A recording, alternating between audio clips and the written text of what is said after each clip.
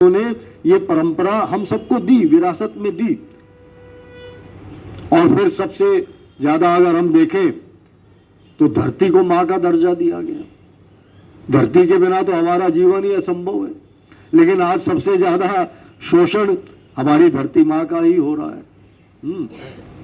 धरती मां के गर्भ से न जाने क्या क्या निकाल निकाल के उसको खोखला कर दिया है। और कब ये धरती हिलकर और विनाश के समय अपना स्थान ले ले और ऐसे भयंकर भूकंप आ जाए, ये किसकी देन है? ये मनुष्य मात्र की ही तो देन है। हम उन अपनी पुरातन संस्कृतियों को हम भूले तो पूरा विश्व भूल गया। हम पश्चिम की अंधानुकरण में हमने ये सोचा कि ये जो प्रकृति की पूजा है, जीव जंतुओं पर दया है, ये तो पुरानी बातें हैं।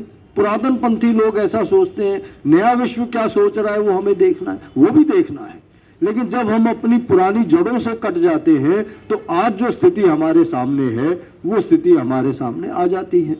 ये केवल हमारे सामने नहीं, पूरा विश्व आज पर्यावरण की समस्या से ही नहीं, अपने अस्तित्व के लिए जूझ रहा है।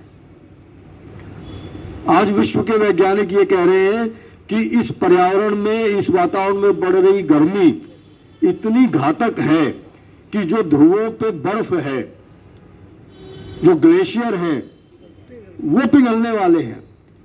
ग्रीनलैंड के ऊपर जो कई किलोमीटर मोटी बर्फ की परत है, उसका थर्मोफ्रॉस्ट उसको कहते हैं। जो बर्फ और जमीन का जहां पर मिलन होता है, जहां से बर्फ जमीन के ऊपर से शुरू होती है, उसके ऊपर कई किलोमीटर मोटी परत ग्रीनलैंड पर है। वो थर्मोफ्रॉस्ट जो है वो पिघल रहा है।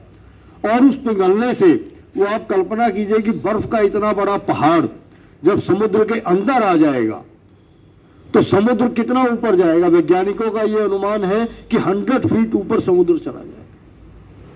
जितने कोस्टल बड़े बड़े सिटीज हैं, चाहे न्यूयॉर्क है, मुंबई है,